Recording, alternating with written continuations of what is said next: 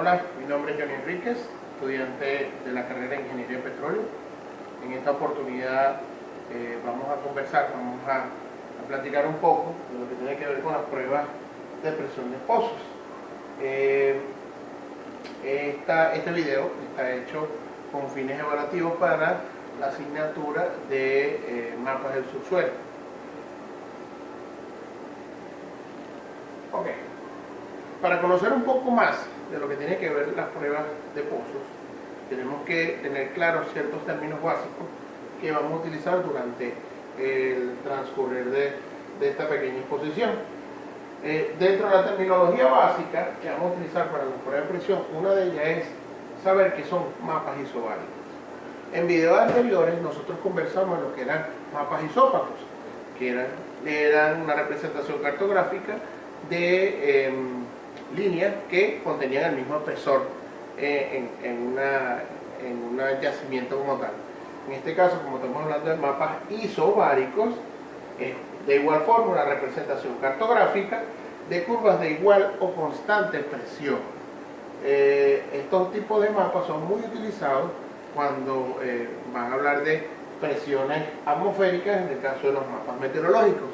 En el caso de los yacimientos, nosotros vamos a trabajar con presión de fondo de pozo, presión hidrostática y presión superficial. Yacimiento. El yacimiento, depósito o reservorio petrolífero es una acumulación natural de hidrocarburos en el subsuelo, contenidos en rocas porosas llamadas roca almacén. Los hidrocarburos naturales, como el petróleo crudo y el gas natural, son retenidos por formaciones de rocas suprayacentes, o sea, arriba y debajo, con baja permeabilidad. Aquí podemos ver una pequeña gráfica de lo que es un yacimiento. Tenemos una roca impermeable, que es la trampa como tal, otra roca debajo en el fondo del yacimiento. Tenemos el yacimiento, por supuesto, de petróleo, el gas natural, agua y por supuesto lo que tiene que ver con la roca almacén. Aquí es donde está todo lo que tiene que ver con las rocas porosas que van a acumular el gas y el petróleo. Ok, presión del yacimiento. La presión del yacimiento no es más que la fuerza ejercida por cualquier factor que condicione la estructura litoestática del yacimiento. ¿Cuáles son estos factores? ¿Cuáles pueden ser los posibles factores? El movimiento de los fluidos dentro de la formación, durante una inyección por recuperación secundaria, la presión que ejerce una columna de agua desde la profundidad de la formación hasta la superficie, pueden ser condicionantes para alterar la presión dentro del yacimiento. Dado que la presión del yacimiento cambia a medida que se producen los fluidos, se puede describir con mayor precisión que la presión del yacimiento no es más que una medida puntual durante algún proceso que se esté dando dentro de la producción de pozos. Aquí podemos ver una pequeña gráfica que describe que la presión o el gradiente de presión, ya sea hidrostática, ya sea gradiente por fractura, o ya sea el gradiente por presión litoestática, va a ir aumentando a medida de que la profundidad del pozo sea mayor. Aquí estamos viendo que la medida de presión está en PSI sobre pies, que va a ir aumentando a medida de que él se va sumergiendo dentro del pozo. Ok. Otro término importante que tenemos que manejar no es más que la presión estática. Como su nombre le indica, la presión estática no es más que aquella que existe cuando no hay alteraciones mecánicas o de flujo.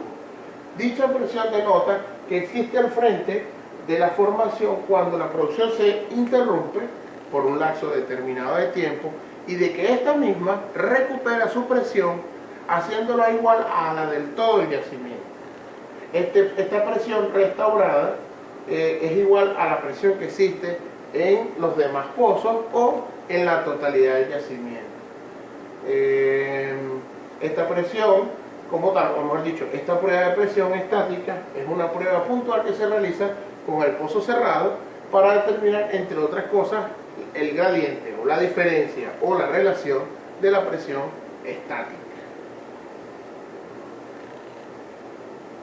Ok, continuando con los conceptos, así como existe la presión estática, debemos tener una presión dinámica o presión de fondo fluyente.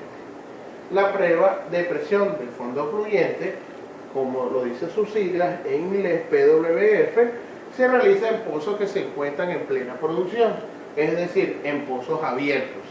Esta prueba da buenos resultados, sobre todo cuando existe flujo natural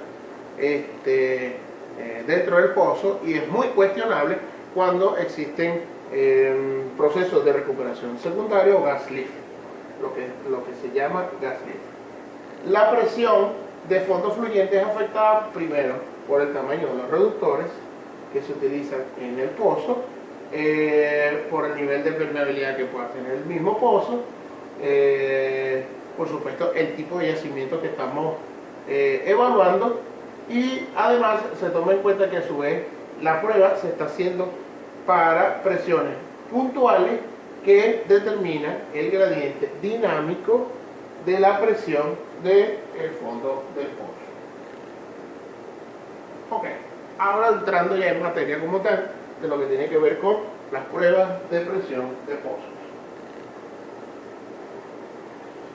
La primera de ellas es el abatimiento o la caída de presión, que en inglés se pronuncia Pressure Drawdown Test. Esta prueba como tal consiste en una serie de mediciones de presión durante un periodo de tiempo con el pozo fluyendo a tasa constante. Por supuesto, esta tasa constante está estabilizada. Generalmente se hace un cierre previo para lograr que la presión del pozo se estabilice y sea uniforme. ¿Qué podemos hallar? Principalmente en este tipo de pruebas. 1. Permeabilidad promedio en el área de drenaje. 2. El efecto skin.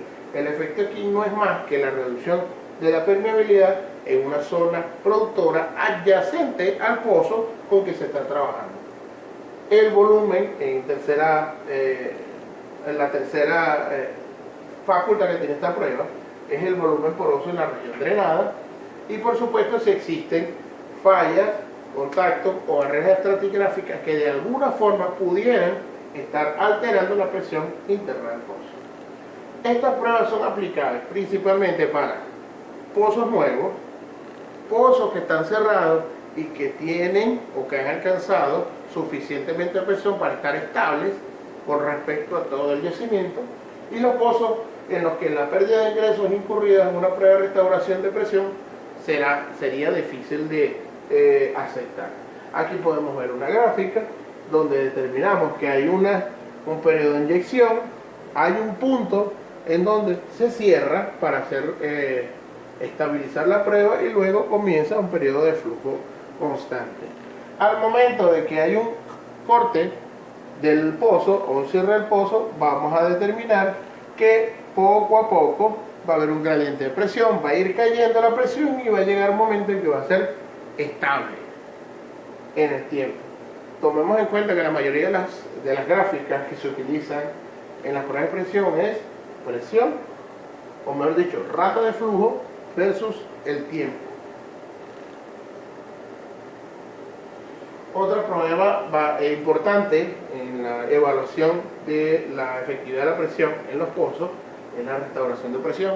Así como teníamos un efecto por decaimiento o por abatimiento de presión, tenemos una por restauración, que es todo lo contrario, que en inglés se pronuncia Pressure Boil-Off Test.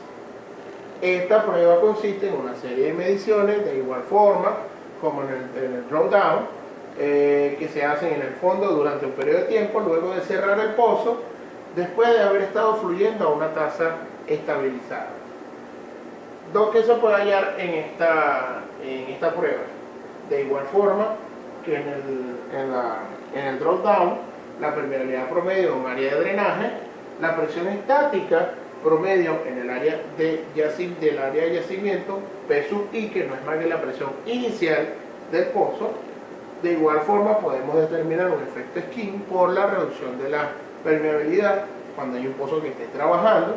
Por supuesto, la presencia de límites como fallas, contactos, barreras estratigráficas y la interferencia o comunicación entre pozos. Esta es muy importante, ya que la restauración de presión adiciona posibles comunicaciones a través de los intercambios porosos dentro del subsuelo entre un pozo y otro. Aquí podemos tener una gráfica que demuestra cómo funciona el Pressure Block Test. La prueba requiere que el pozo produzca una tasa estabilizada durante cierto tiempo denominado tiempo de flujo para lograr una distribución homogénea antes del cierre. Llega aquí un punto, llega el cierre. Al momento que se cierra el pozo, se mide la presión de fondo del pozo, que en este momento es 0. Y comienza la medición en función del tiempo. Si nos damos cuenta, de igual forma tenemos una rata de flujo versus el tiempo, determinamos que la presión de fondo del pozo es 0 y al momento que cierra el pozo comienza a aumentar la presión hasta que se hace estable durante el tiempo. Ok, ahora vamos a conversar lo que tiene que ver con las pruebas multitasas. Ya conversamos cuando cerramos el pozo, cae la presión. Cerramos el pozo, aumenta la presión. Ahora vamos a hacer una prueba multitasa que no es más que determinar ratas de presión o intervalos de presión en tiempos determinados. Las pruebas multitasa se realizan a una tasa de flujo variable, determinando la presión por periodos estabilizados de flujo. A través de estas pruebas se pueden determinar, por supuesto, el índice de productividad del pozo y también se pueden utilizar para hacer un análisis nodal del mismo. Si nos damos cuenta en la gráfica, vemos que tenemos flujo constante durante un tiempo. Cambiamos el flujo, otro flujo constante, cambiamos, otro flujo constante y así vamos. Tenemos que hacer las pruebas a diferentes presiones para ver cuál es el comportamiento del pozo a medida que cambiamos la presión. Si nos damos cuenta, el análisis nodal nos dice que en este caso ella va disminuyendo la presión, hay un punto donde aumenta, ¿verdad? Y luego tiende a bajar poco a poco. Aquí hay un corte abrupto, sube la presión, vuelve a subir, pero ya es más controlado y por eso vemos que la presión va cayendo poco a poco. La prueba multitasa no es más que una mezcla entre lo que tiene que ver con el abatimiento y por supuesto la restauración. Vemos caídas y vemos aumentos de presión durante toda la prueba. Ok. Vamos a conversar ahora lo que tiene que ver con prueba de interferencia. La prueba de interferencia se hace principalmente por dos razones. La primera es para determinar si existe comunicación entre un pozo inyector o un pozo productor, un pozo activo y otro pozo que esté en observación. Si existe comunicación entre ellos, él va a proveer una estimación de la permeabilidad y por supuesto el producto entre la porosidad y la compresibilidad que existe en las inmediaciones en los pozos. Las pruebas de interferencia son realizadas por lo menos en un pozo que está activo y la respuesta de al menos de otro pozo que esté en observación. ¿Cómo podemos explicar esto? La prueba de interferencia se lleva a cabo, como acabamos de decir, entre un pozo que está activo, donde tiene una presión estable durante el tiempo, y luego verificamos cuál es la presión del pozo de observación. Si vemos que el pozo activo, ¿verdad?, tiene un gradiente de presión constante, así como lo estamos viendo aquí, el pozo que se está observando, estamos viendo que él poco a poco va disminuyendo. Eso quiere decir de que de alguna forma estos dos pozos, el pozo activo y el pozo de observación, tienen comunicación. Vamos viendo presión constante y aquí hay pérdida o caída de presión.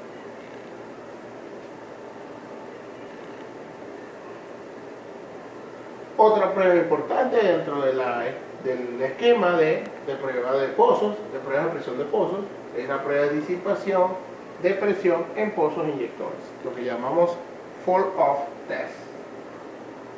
Esta prueba de disipación se realiza cerrando el pozo inyector y haciendo un seguimiento a la presión del fondo del pozo en función del tiempo. La teoría supone que las tasas de inyección constantes se manejan de esa forma durante el cierre del pozo. Con esta prueba podemos determinar, 1, condiciona el yacimiento en las adyacencias del pozo inyector. Permite dar un seguimiento a las operaciones de inyección. Esta prueba es muy común cuando la realizamos en recuperación secundaria o inyección de agua. Por supuesto, medir la presión de ruptura del yacimiento y si existen fracturas dentro de la formación o del pozo inyector.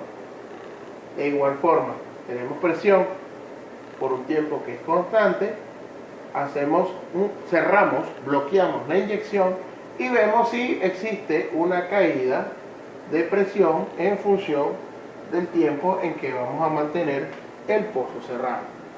Entiéndase muy bien que las pruebas de disipación son para pozos inyectores. Se utilizan mucho en recuperación secundaria. Y bueno, y por último tenemos la prueba de inyectividad. La prueba de inyectividad no es más que un procedimiento que establece la tasa y la presión a la cual se pueden bombear los fluidos dentro del pozo. Esto siempre y cuando se evite el punto de fractura del yacimiento. La mayoría de los tratamientos de estimulación y de reparaciones correctivas, por ejemplo, la cementación forzada, pueden ayudar a determinar la cantidad de cemento o los parámetros clave de tratamiento para que evitemos la fractura del yacimiento. Del mismo modo, también se efectúan pruebas de inyección cuando se bombean fluidos de recuperación, por ejemplo el agua, el nitrógeno, el dióxido de carbono, el gas natural y por supuesto el vapor, que es el más utilizado, sobre todo cuando estamos hablando de crudos extrapesados. Bueno, esto ha sido todo por esta exposición. Espero que haya sido del agrado y bueno, nos veremos en otra oportunidad.